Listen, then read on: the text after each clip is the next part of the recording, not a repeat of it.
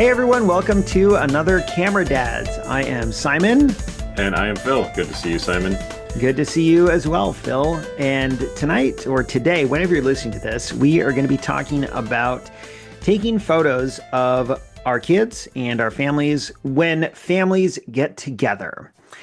It seems like kind of a basic topic, but Phil and I actually have a lot to talk about. And we are also curious to know what you think about this topic. So if you are listening to the podcast, go to cameradads.com and leave us a comment if you want to. If you're on YouTube, leave us a comment below. We want to hear your input, and we appreciate those who take the time to comment, because it's everyone's got different takes on this, and Phil and I are glad to share what we think, but we always love hearing from you all as well.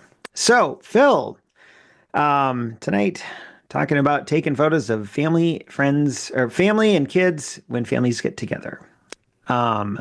Phil, you recently came to see us down in Oklahoma. I did.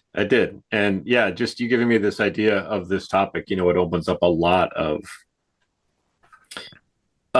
memories and techniques and things that I honestly at the time I don't think I pay attention to. Yeah. I mean, kind of recap what typically happens when I come to visit you or when you come to visit us. We don't typically have a formal family plan of a trip. No, not really. Right. No. So there's Great. I think there's kind of two ways about having a family gathering or a family trip. One is, I'm being overly generic, but one is no agenda. You're just there to visit. And the other would be, you're going to, well, let's take Disney as an example. Like at Disney World, you go there and you need to see this park and this thing and do this and do that. And if you don't, then you're not keeping your schedule. You're not seeing everything maybe you paid for or whatever. When you and I, or pretty much anybody in our extended family gets together, it tends to be that first type where we just... More of a unstructured hangout time. It's totally unstructured hangout time. And that is what, that's what I really like. And, we've talked about in the past about how we've both grown up around photography, and we have both put a lot of work into our own sort of photographic career is not the right word, growth. Yeah, sure. But I'm thinking about, when my family comes to visit you, so there are 4, 5, 6, 9 of us, and 4 adults, 5 kids, and just a lot of good chaos. And I'm always trying to capture pictures. Like that is always on the front of my mind or close to it. Me too. But something that I realized is I don't often, no, I want to say that. I think there was a while where when we would get together, we being any of family gatherings of this type, I had sort of an internal mental obligation to have my DSLR. I had the same thing. I thought, all right, well, I've got the DSLR. I own one. And so I've sort of assumed the mantle of the documentarian. I'm going to be that guy, and people are counting on me to be that guy who's taking photos of the kids running around, or taking photos of the kids playing a game, or taking photos of dinner, or taking whatever it is. I feel like, all right, I've carved out this space for myself, and now I got to meet this obligation. Yeah. I don't know if that's what your experience is. No, that is totally something that happens where, do you ever get, after a trip like that, do you ever feel like there were no pictures of Simon? I don't actually. 1 or 2 of me is usually enough. And I used to kind of think that 95% of my pictures would be of my wife and kids and you guys or whoever is coming to visit. And I would think like, man, I'm not in a lot of these, but I'm actually I've decided like I don't really need to be in a lot of them, and maybe that's not fair. Like maybe I should be in more, but I am by far the in the least of any of the photos that I take, because I don't know, I'm just comfortable being the guy behind the camera and kind Okay. of blending in. But I definitely know what you mean. And that's one of the components of this is because we're talking about like taking pictures of family, kids and family when families get together.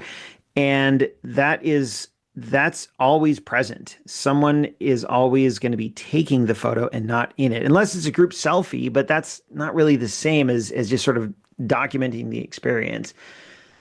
So yeah, I definitely know what you mean. Yeah, I've gone back and forth on that. Um, I think I've come to a spot where I generally don't mind being the guy that takes photos, Hmm. but I don't. It's actually not very often anymore that I'm feel bad that I wasn't Hmm. in very many. But one thing that's helped is my wife has actually been more not direct or more particular about paying attention to that, and she'll make sure to use her phone or take our camera if I'm not using it and take photos of me with the kids a little bit more than she would have used to. Hmm. And she does that because I've asked her to. Because I feel like it's kind of a fine line to walk. I don't feel like I don't come home sad, like, oh, our dad wasn't in any of these photos. It's not that. It's it's more of a I wish that I had a photo of me doing this or Sure. that. It's like there's a little bit that's missing. But I Well, don't let know me if ask there's a you. good way to balance that and get photos of everybody. Uh, Obviously, we're not talking like a wedding where you hire a photographer. We're talking about just casual family gatherings. So I couldn't. Part of that I don't think is like selfish, where oh I have to get photos of everybody doing everything all the time, including me. No, that's not the point. Is the point? uh. I'm rambling a bit, but is the point of these visits to take photos of the kids? No, the point of seeing your family is just to visit your family. Well, so there's three questions that I kind of want to explore, and this is sort of a guide or a map for our viewers slash listeners. So there's three questions. The first is, what do you use to take photos of these scenarios? So that's question number one. What gear do you use? Question number two, which is a little more important, is how do you know what to take photos of? And like, how do you know? Like, is this situation worthy of a picture? Is it not? What makes something worthy of taking a photo when we're just hanging out? And then the third question, which I'm curious to hear from others as well, is what do you do with all this afterwards? Do they sit on your cloud storage and you never look at them again? Do they show up on a frame? Like, what happens to them? So let me ask you that first question, Phil, and then I'm curious your thoughts, and then I'll chime in with my own. But like, number one is, what do you use? And we've got the gamut. Like we both have pretty nice DSLRs with different lenses. We've also got phones, and my phone is basic. Like I have an iPhone SE, and the camera is pretty bad by today's standards, but it's fine for me. Um, so like, what do you use? What do you're hanging out with family? Family's getting together. What do you use to take photos? I've actually found myself using my phone more in the last couple of years than I think I did for a while. Okay. I think there was definitely a period where I felt obligated to have my DSLR with me, and that was a burden Yeah. because then I'm concerned with do I have it's just casually hanging out, or maybe we're walking down to the school a couple blocks away to play kickball, or we're going to the park to play frisbee golf. Just pretty low key things. Um, Part of me would be burdened with what lens do I have on this thing, because I'm not going to bring a bunch of Yeah. lenses and go out there Yeah. and Sure. change lenses mid activity. These aren't, this isn't like sports football photography where you have to be super particular about what we want to do, like we talked about the last time or the time before. Yeah. Yeah. Um, Do you bring the prime lens, but then you got to run around back and forth with your feet? Do you bring the zoom lens, but then it's big and chunky. Do you bring like a wide angle, but then you might as well just have your phone? Like I, I'm with you on that. Yeah, that's exactly what goes through my mind. And so what I've kind of settled on, and this will continue to evolve, would be I'll bring the DSLR with me and have, I'll decide ahead of time, just put one lens on it and you'll be fine. Whatever your Hmm. lens you guys can be fine. Unless I choose something that's completely like inappropriate for what we're doing. Like if like I wouldn't put a huge long zoom lens on it for just hanging out at the park or something. But if it's just casual stuff, I'll either put a 35 on there and call it good, or I have a macro lens. It's either Hmm. 100 millimeter, 110, I forget, which is a very versatile lens. I really like my macro lens because I can use it when we're out and about at these, just hanging out like that. If the kids are playing soccer and we're just talking, I can use something like that to take pictures both of the kids, or because I like doing macro shots, insects, leaves, pine cones, that kind of thing. Hmm. That lens lets me do both without worrying about having to switch lenses mid Well, and what activity. kind of, you said you have use your phone a lot more. What kind of phone do you have? I think Or how many lenses does it have? it has three. It's an Okay, so iPhone. It looks like this. It's an okay, iPhone 14. Hey, there you okay. are. Hello. Um, it's Like so it's mine, 2 years old. And mine it's is got like this. See, it's got one lens and a flash and a things Tom like sticker on it. That's our well, brother's YouTube that's a channel. good looking dude right I know. there. Look at that guy there. And so my phone is definitely not a fancy phone. But the camera, I mean, it's fine. Like I will use it to take snapshots and it works. You got a much better, like three lenses. I assume one is like a zoom lens and I don't know. I honestly don't know what they are. I didn't get that iPhone for its cameras. okay. There are people that do. I got that phone because it was the best offer on a trade-in deal 2 years ago. Okay. That Okay. kind of thing. Um, and it's definitely good enough. It's a 2 year old. It's a 2 year old iPhone 14 Pro, and so it's got the best of their stuff from 2 years ago, and it takes plenty good photos most of the time. So, do you ever suffer's not the wrong word. Do you ever get that DSLR guilt? Like we're hanging out together. Kids are playing Twister or swinging in the backyard, and I think, oh man, all I got's my phone. I should be using my DSLR. Sometimes, Yeah. sometimes, actually, I mean, I use my phone a lot, and I kind of alluded to that earlier. That it is definitely good enough, and there's a lot of times where if I just catch something completely off guard, like our kids, when most of them play some kind of an instrument, and so we tend to visit you guys around my birthday. It happens because of And our and then children's my fall birthday too. break, right? Because of fall break, and then And because spring I'm in break. October and you're March. So I'll tell a little story. When we come down in October, all the kids for the last couple of years have practiced and then played Happy Birthday on what, a combination of violin, cello, flute, and maybe guitar, depending Something on like that. the Yeah. mood. And I can just sneak around the corner and kind of watch them practicing doing that and just take a picture with my phone. I don't have to plan anything. And that's what's really nice about the phone. Like it's zero planning. You just want to take some pictures of something that's happening right then. I use my Hmm. phone a ton for that.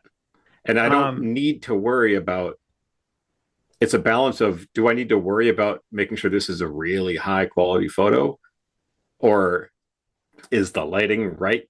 Is my aperture correct? No, just you're going to get a good photo and it's yeah. going to be good enough. And so take it.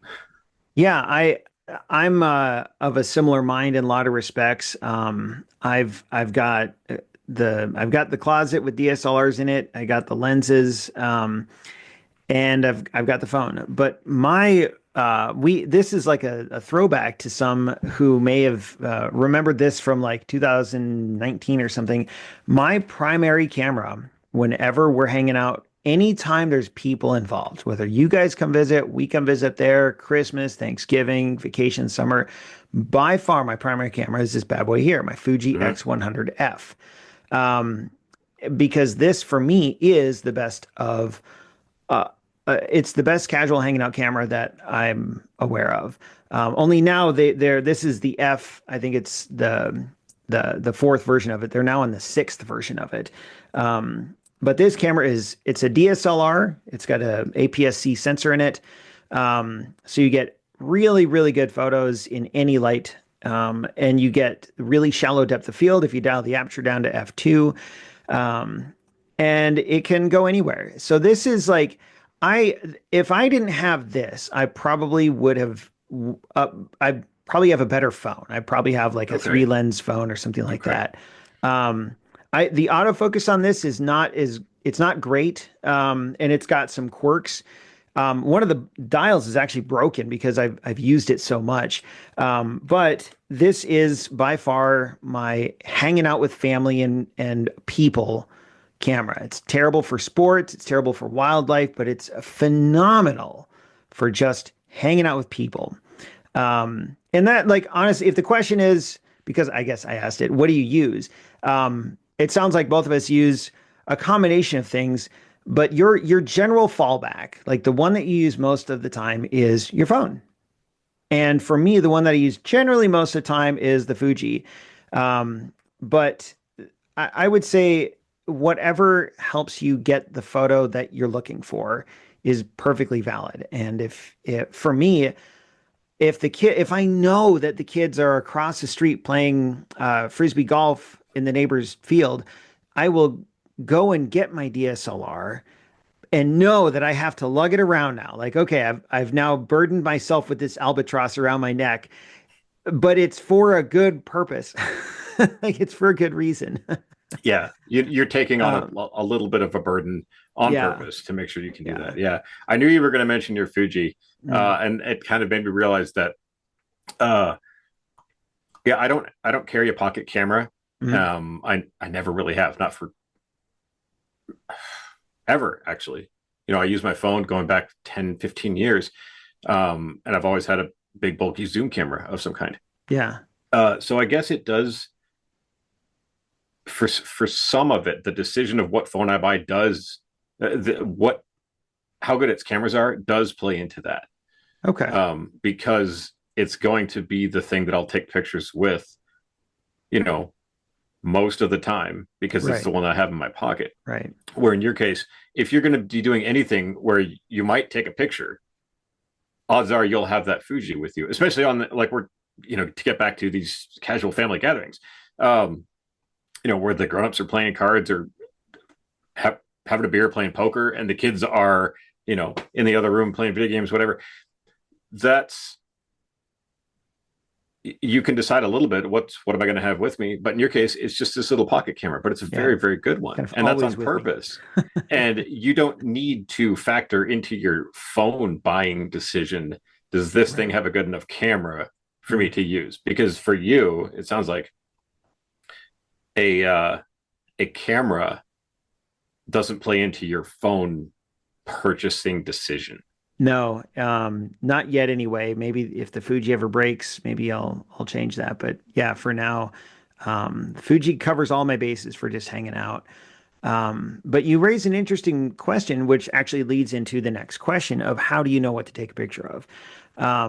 Because when and if you want to get into the why do we take pictures, like that's fine. But when I don't take a lot of pictures of just daily life. Most of our days we have routines. Like I go to work, my wife's at work, kids are at school. We come home, I make dinner. Like we have these routines.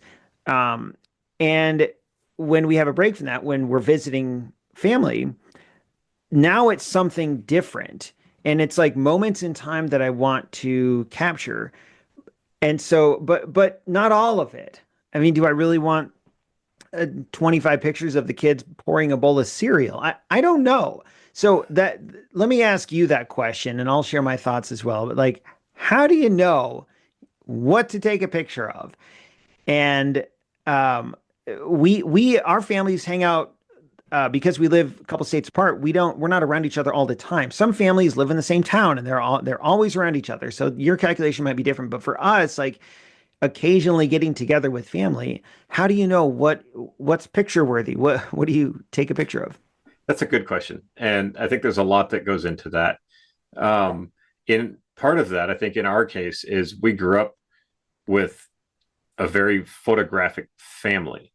Hmm. Um, our dad has taken photos as long as we've been alive. We would, when we were kids, sometimes we'd sit in the basement and he'd pull out the old slide projector. Mom would make Oh popcorn and he'd yeah. throw on the slides, and we'd look at slides of the resort we were at when we were kids, Yep. from when you and I were like 5 years old. Until the bulb burnt out, then you got to get a spare bulb for the projector. And then at our when we were younger, at our extended family get-togethers, there was a lot of cameras. Yeah, even though That it was was just filmed, there were still a lot of cameras. yeah, oh yeah, people just burn through that stuff. So I think part of that is kind of in our DNA a little bit, maybe. So I'm saying we're skewed. I think, at least having grown up in that world of someone's always got a camera. There's always a couple of someone's with a camera.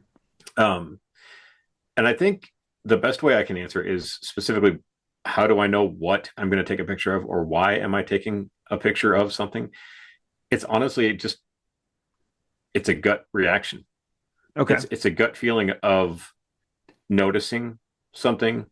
I think, having grown up in that environment where photography is at least occupies some part of my brain, kind of at all times, and then you put that in with having been a father for 15 years in 2 weeks. That's Happy crazy to think birthday, about, man. happy birthday, kid. Um, I think at this point I have sort of built up, I don't know, an algorithm in my mind that just sort I can hone in on something that's happening in that room or in the other room or outside that I want to be able to capture. And I can't necessarily say, there's a formula, or you Hmm. have to take pictures of this type of stuff and not that type of stuff. I think it's going to be different for everyone. Um, it's absolutely an experience based decision for me. What do you mean by that? I think I've gone through this phase of take pictures of everything. Even one back when I was shooting on film when I was a kid. Um, burning through film and then having to pay to process it. Then you learn pretty quick to dial it back. And then, and then I bounced the other way when I started getting into digital and effectively unlimited storage and everything. It, I don't know. There- It's just kind of at this point, it's honestly just sort of a gut reaction. Okay. But I think part of it is that I've got a little part of my brain dialed in at all times during family gatherings. Um, Sometimes even just at home, with the five of us, something's happening, and that would be cool to snap a picture of, and maybe you can show somebody later. Yeah. And there's not really a formula to it. Yeah. Some things I think there are things I've learned that people would expect you to take photos of, So or that's interesting. Yeah. there's like this expectation in your mind of, oh, the kids are I don't know, riding bikes in the street, and you live on a very low traffic street, so they ride bikes out there. Yep. So part of it is like, oh, you would expect to go out and take pictures of the kids doing wheelies and stuff because they're doing a certain thing. But there's also sometimes you don't have to do that. You can just go and just Yeah. be there, and you don't have to take photos of things that some part of you expects you to. I don't think I'm getting this across very well. Well, so the way you phrase that about the expectations, I find that interesting because I've had situations where we're looking back on a family visit, and then someone will say, "Oh, remember that time when we'll just keep with your situation. Remember that time when the kids were riding bikes in the street? Oh yeah, I remember that. We got photos of that, right? No, I forgot to. I didn't Hmm. take any pictures. And there's um I've had that happen a couple times enough that I almost feel compelled to document those types of things. I think for me, um I I almost see like when family comes to visit, I've taken this attitude of like treat the weekend as a series of short vignettes. And I kind of strive, and I don't know if it's a conscious thing or not. I don't think it's a conscious thing, but I kind of strive for having just a little slice of life of the various short vignettes that compose the entire weekend. So kids are playing. It's, to a casual listener, you might not think our visits are very fun, but they're actually very fun. We have a great time. So kids are playing Twister in the living room. Um, I might I might run in and and just stand on one side, take a few photos, stand on the other side, take a few photos, and then put my camera away. And there was a time years ago when I would be like, I need to be there. I need to be present for the whole thing so I can document it in great detail. And I've learned over the years that I don't really need all those. What I need is something to jog my memory. So 5 years down the line, I can say, oh, I do remember when they were playing Twister. Great. We've got like 5 pictures of it. And if we're if someone's grilling outside, all right, we'll take a snap a picture of that. If the kids are swinging on the tree, playing on the ropes, if we go play frisbee golf, whatever we do, I in my mind I'm like, okay, if this were like in high school, you would read um, like a collection of short stories or something, where like a Ray Bradbury book. If this weekend were a collection of short stories, um, I would want like just a little snap slice of life of each one of these short events that make up the weekend. But I've also learned that it's okay if I don't. And that's been hard for me to get there over the years of if the kids are doing something and I don't take a picture, I try not to beat myself up over it and overanalyze it later on. Like, well, why didn't I take a picture of X, Y, and Z? Well, I know why, because I was busy talking with Phil, talking about jobs, talking about life. That's why I didn't take a picture. Yeah. And sort of like coming to that mental place where it's okay. Like I've given myself mental permission to not be constantly documenting. Um, but I still don't know like what's the right thing. We're going to see you guys in 2 weeks. We're going to be up in Lincoln. And this is going to be running through my mind. Like, how many pictures do I take? And it also, so this is another component of it, Phil. Um, Other family visits, not just you guys.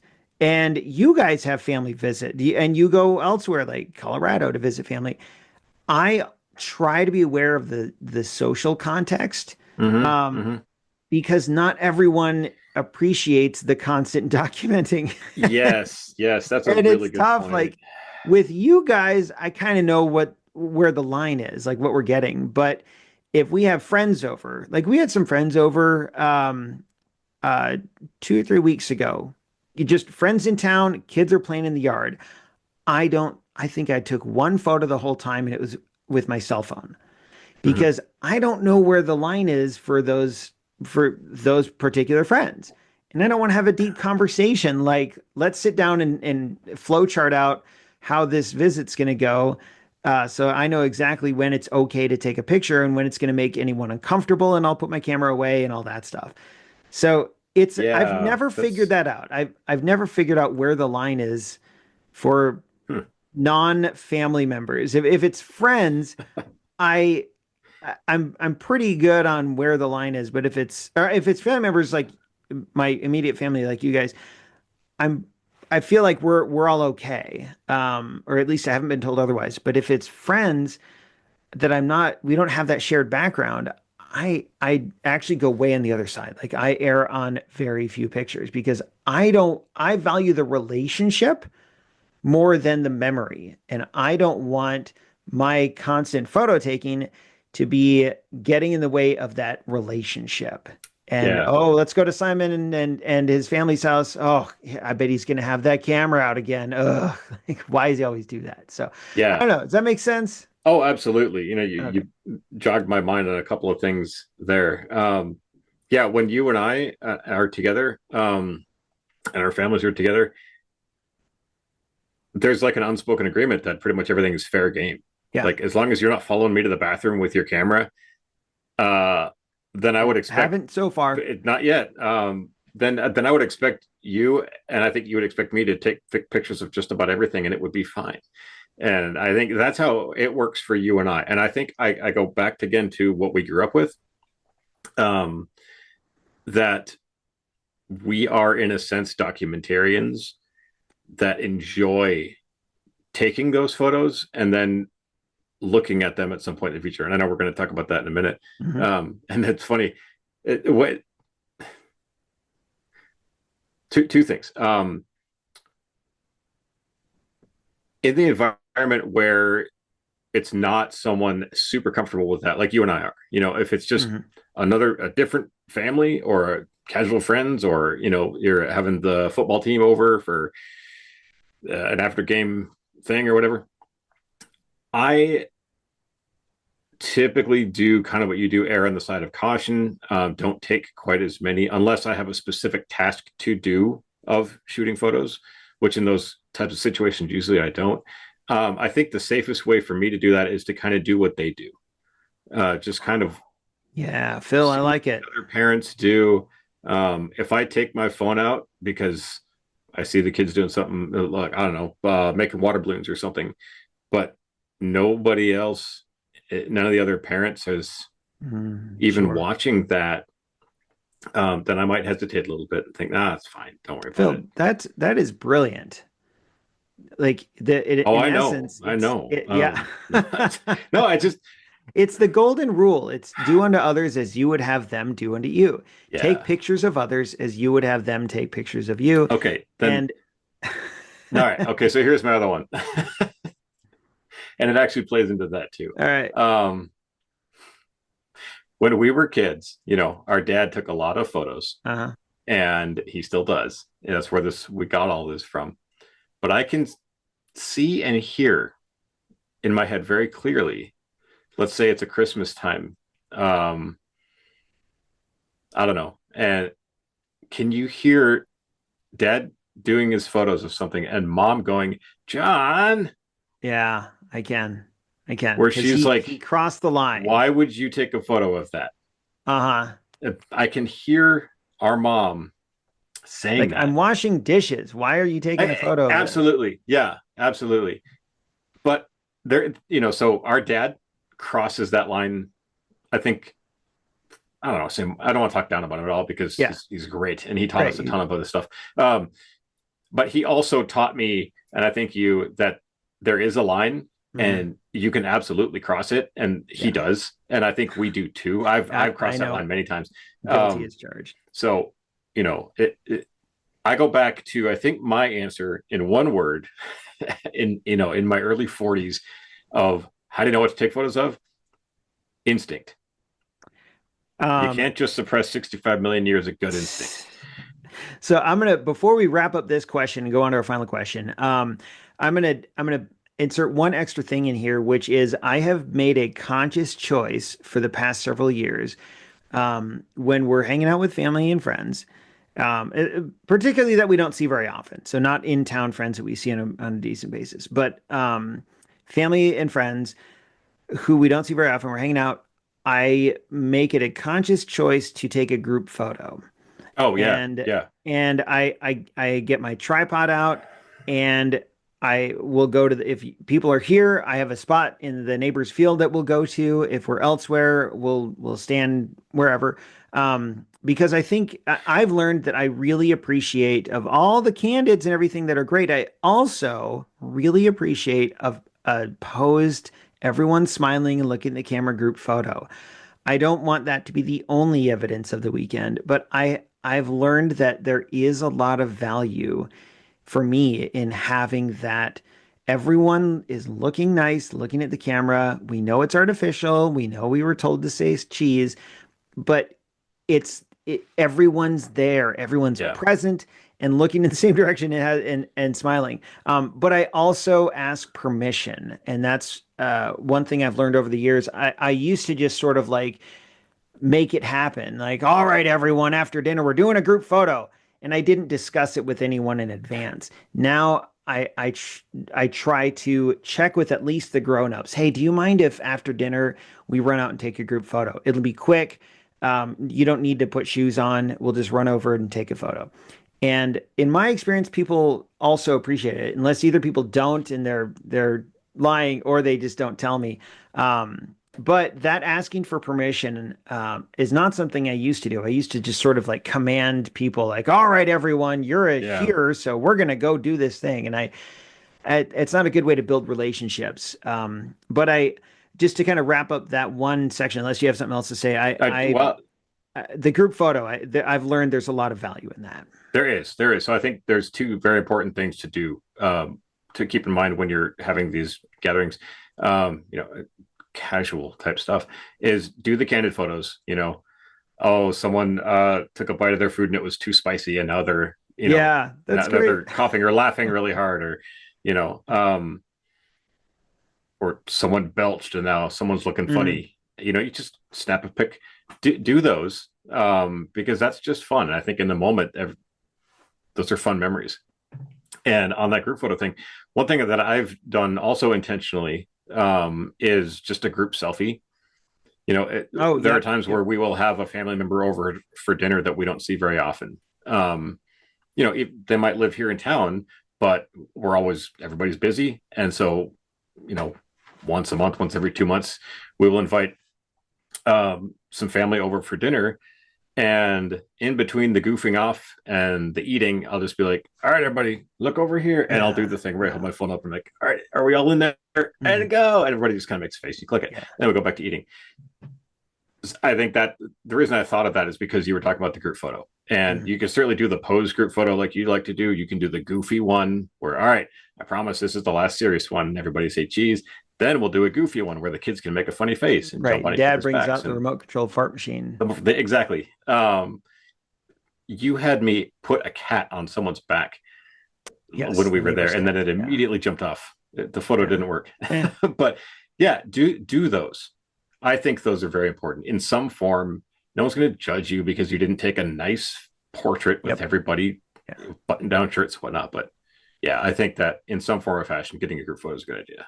All right. So now we're in the home stretch here, Phil. Final question. What do you do with all these pictures? Well, I store them in an Adobe Lightroom subscription. Okay. Not sponsored by Adobe at all. Um, I know we've talked about this in the But we'll past. gladly take a We'll sponsorship. take it. Yeah. I will gladly admit to taking too many photos. I always have, and I struggle with deleting them. I just I have a very hard time deleting photos.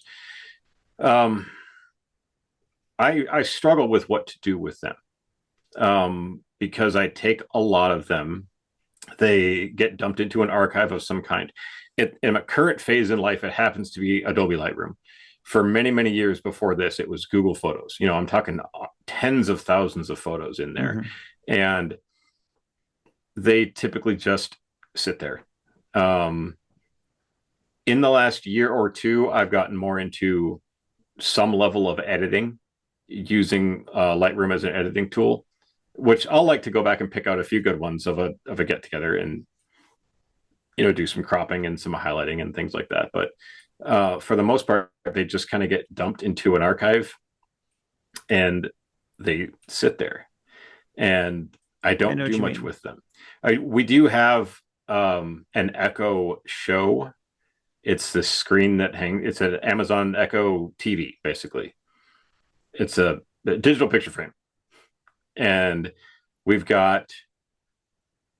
At some point, a couple of years ago, I uploaded my whole library to Amazon Photos because it was part of my Mm, Amazon yeah, Prime sure. subscription. So they cycle through there all the time, and it's nice to see. I highly recommend, if you're into, taking digital photos and seeing them, which that in itself can be a struggle. What do you do? I highly recommend a digital photo frame of some kind, Yeah. only for jogging your memory. I am a huge fan of the digital photo frame. Can't get enough of those things. And um ours like ours broke.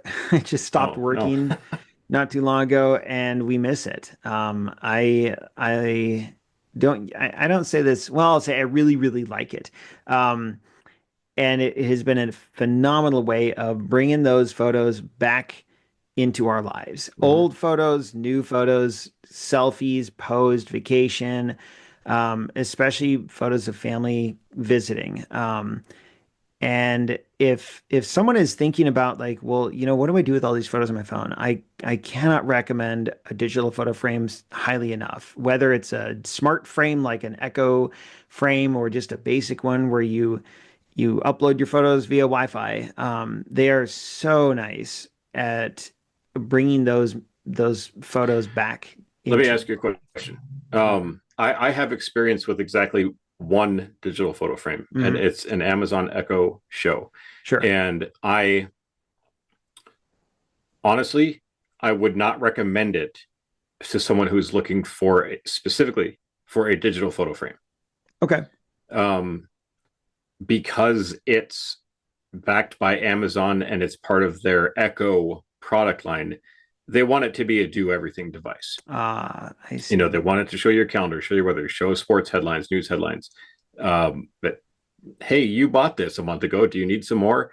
It does those things. That's too bad. And I have had to put way too much effort into essentially hacking it to Mhm. only show photos. Don't do all that other crap. Just Yeah. show photos. Get off my Yeah. lawn. Because that's what I bought it for. I bought it for mainly, well, we also like to play Jeopardy on it. That's our, Fair enough. which is so much fun. We'll put Jeopardy on it once a day. But otherwise, all I wanted it to do was be a digital photo frame. And I have struggled with it to be a digital photo frame, which is very frustrating. Yeah. It's like, Yeah. all right, Amazon, I pay you a subscription. I bought your hardware. Yeah. Quit Can you hassling please just me. show me my photos and don't do all your other Amazon Oh, stuff? that's not going to So, happen. with that in mind, do you have a particular brand or That's a good kind of question. frame that you like? I mean, So no, the brand I have, I actually don't recommend. It's a Nix Play, Nixplay, because they apparently have a habit of just shutting off. mm, Ours worked for years and then it just stopped. No amount of plugging it in and unplugging it can resurrect it. dang. And the same happened with the one we bought for my wife's parents, and it just like stopped working.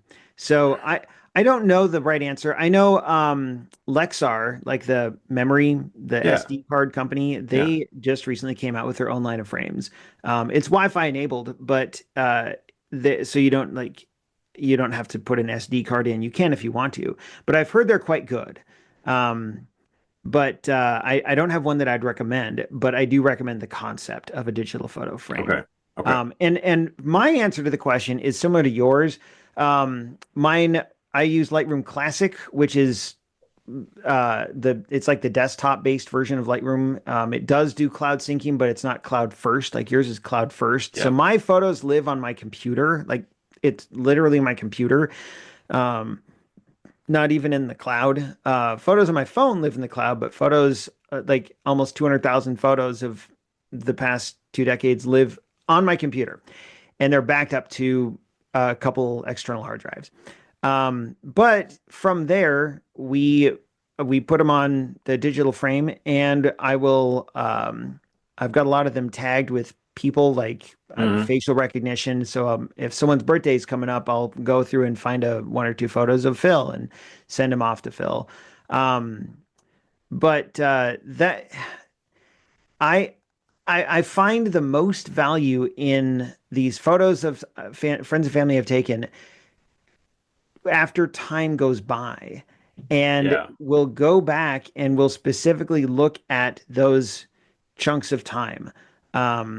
Because I've got dozens of albums created on my computer in Lightroom of when families come to visit. And so we will pull up one of those albums and look through those and just take an evening and remember Hmm. those times. But there's something that you and I there's a common through line here of something that neither one of us do, which is social media. My photos Yeah. do not go Yeah. online. In fact, I have recently I've been on a Facebook purge. So I shut down my Twitter account. Like I deleted my Twitter account. I deleted my Instagram, which I never used for personal family photos anyway. I used it for like pictures of plants and stuff. But I deleted my Instagram, deleted my Twitter. The only social network I'm still on is Facebook, and I've recently gone through and like literally one by one because Facebook doesn't do a mass delete. I have deleted hundreds. It all of my photos on Facebook are now gone. Okay. I think I saved one as my profile picture, but I'm on this Facebook purge where I'm like, I I am getting I am so over modern social media. Yeah. Like I told my wife, it's just not fun anymore. And I realized over the years that when I would share a photo online on, let's say on Facebook, it took me a while to admit this, but I wanted external validation for the value of that photo. Yep. So 100%. I would take a photo, you guys would come visit. I mean, I'm not remembering this is not a specific event, but this type of thing. Like you guys would come visit, kids would be doing something. We go to the children's museum, they'd be playing with something. I would take some photos, put them on Facebook, and then I spend the rest of the day. How many likes did I get? Yeah. How many hearts did I get? Did I get a comment? Ooh, did someone say something witty? And then like I need to respond to that comment. And suddenly the value of that experience of just happening like that, the fact that our kids are playing together with no photo at all, like that experience has value. If there's a photo of it, great. Then we can remember that experience. But the value of that experience, in my mind, should not be tied to external validation. People online giving it a thumbs up or some form of quantifying the value of that experience or comment. And it took me a while to get over that because it feels so good when someone Yeah. Yeah. clicks like on your photo. That And is when, you know what I as mean? as two grumpy old men don't use Facebook and Twitter anymore. Uh-huh. I don't want for anybody who's younger and is listening, and or, shouldn't say younger, but who does that and who gets joy out of that?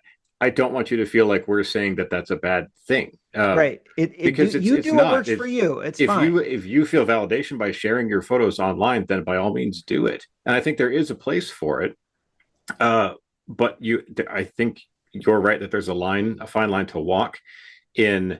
Are you sharing your photos on the internet um, to relive a memory, to share it with people who didn't get to see it, to tell a story, or are you sharing them for some kind of personal validation, like the likes and the comments? And Hmm. I think that Yeah. there is a balance to be had there, and I don't know, to each his own. You figure out what works for you. Hmm. Yeah. And for me, I have learned over the years that I respond in a way that I don't appreciate for me. Mhm. I don't like that I will put a photo online and then wait for other people to find value in that. Right, I right. want to find value in it for my own sake or for And the I sake used of to be my, the same way. yeah, I yeah, haven't yeah. used Facebook in probably 5 years, Uh-huh. but I absolutely felt the same way. Yeah. You create something and you want that attention. Might not be quite the right Something. word, Yeah. um, but you want the stars and the hearts and the likes and the Yeah, they comments. And it they makes you feel feel good. good. There's no Um, denying it. So that's this is what I do with my photos, and it's also what I don't do. I don't put any photos on social media. I used to, but they are literally all gone now.